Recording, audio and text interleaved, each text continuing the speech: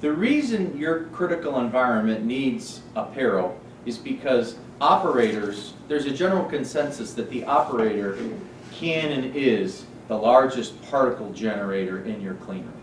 So to that point, there are whole industries that have developed process equipment around reduce and eliminating operators in the clean room. When you look at the semiconductor industry 20 years ago, they literally had operators that would grab wafer boats and physically move wafers from one tool to the next. So the advent of the most critical clean rooms, like the nano clean rooms, is how they reduce the particle generation of operators, is they eliminate operators. So the most critical clean room operations are literally people-free, or the people are just isolated to the outer process of the clean room because operators generate that human element. They're unpredictable. They generate particles through breathing. They generate particles through moving. So think of disposable apparel. The reason for disposable apparel is like the boy in the bubble that was so susceptible to any infection. But in a clean room, anything in the clean room is susceptible to what the operator might generate in terms of particles.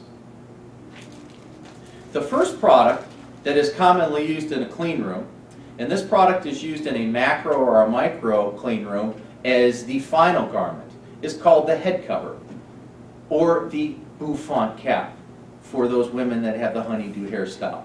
It's called the head cover, it's called the bouffant cap, it's called the mop cover. Basically what a bouffant cap does, its sole purpose is to keep your gross contamination, meaning your hair follicles, to keep your hair follicles and your dandruff and the loose skin of your scalp, to keep all those contaminants out of the clean room. So basically what we're doing is we're encapsulating the better part of our head.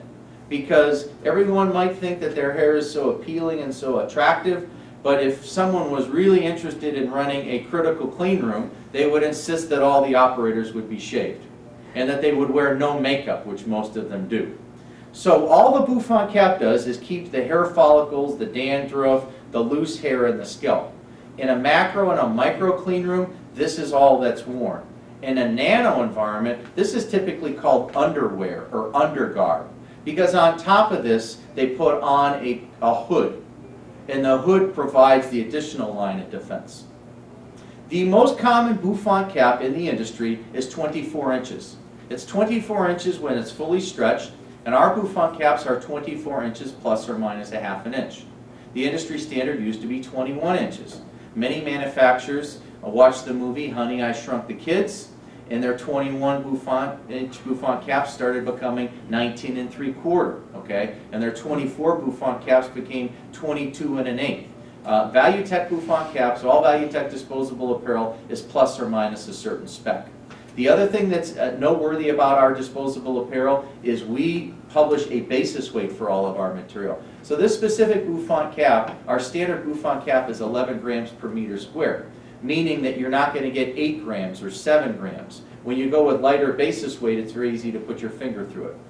So, just like the adhesive mat is the line of defense against the foodborne contaminant from getting in the clean room, really the bouffant cap is the golden rule. Any type of clean room, you need to put a bouffant cap on because the head is a huge source of contamination.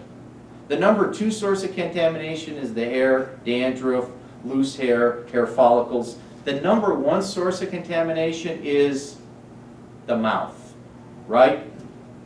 Because what is the mouth and the nostrils are doing?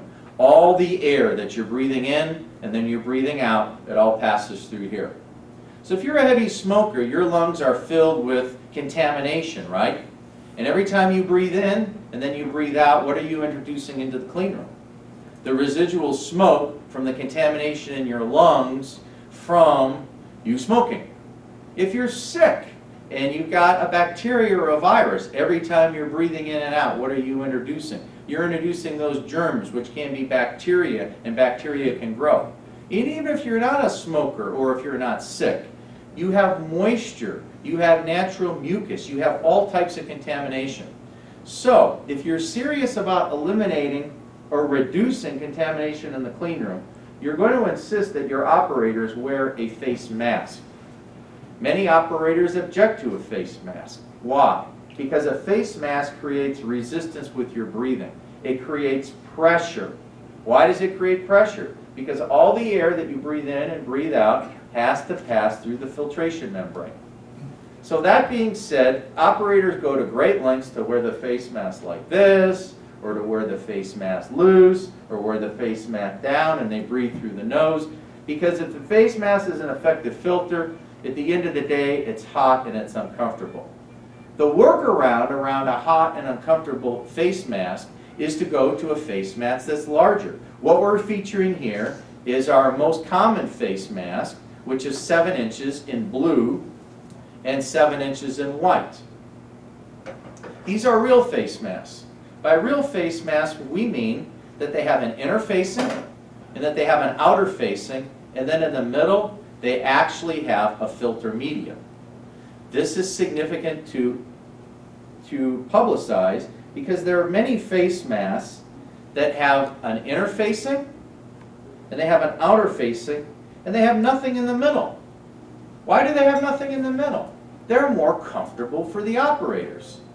But if you take out the filtering media in a mask, you reduce the effectiveness of a mask to reduce the contamination that your operators are introducing into the clean room with every breath. So there's a constant struggle in a clean room. The process people, the people that want control in a clean room, want the operators to wear uncomfortable masks, masks that really filter. The operators would much rather wear what's commonly called a beard cover.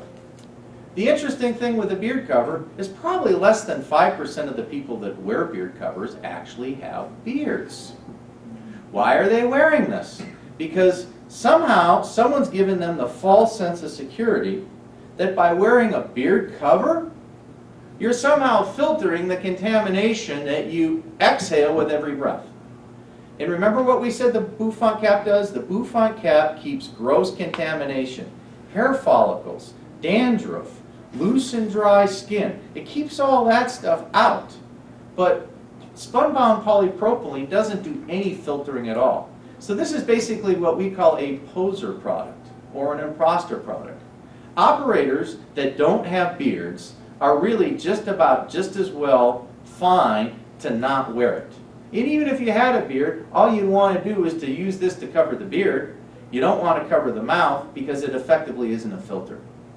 So the options to critical clean rooms that are really concerned with the contamination that come to the mouth, they're going to invest in a larger filter. A larger filter means more surface area. How can you get 5% increased horsepower performance in most cars? Pop in a K&M filter. What does a K&M filter do? It has more surface area. What does that allow your engine to do? Bring in more air. And if you bring in more air, you're going to get more horsepower. Same thing with the face mask. If you offer a larger surface area, you're going to have more surface area that you can filter. You're not going to have so much pressure. So for people that are really interested in a face mask that's going to be commonly worn, we recommend our more premium face masks, which have larger surface area. The premium face mask that we offer is something called a duckbill mask.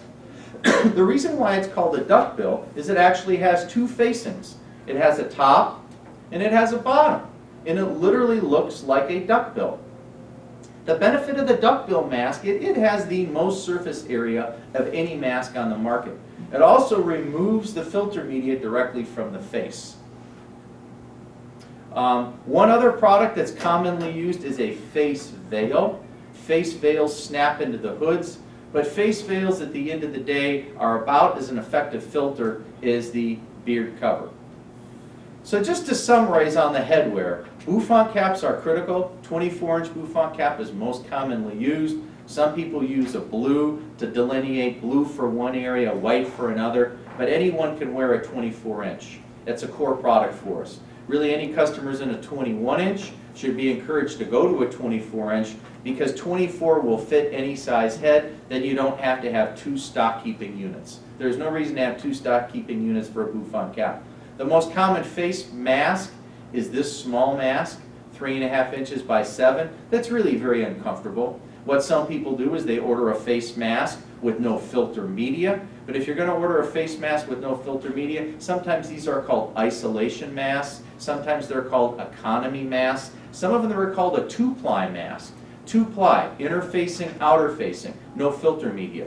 But really a face mask that's not three-ply, that doesn't have inner-facing, outer-facing, and a filter media, I would argue, why even wear it? Just wear a beard cover.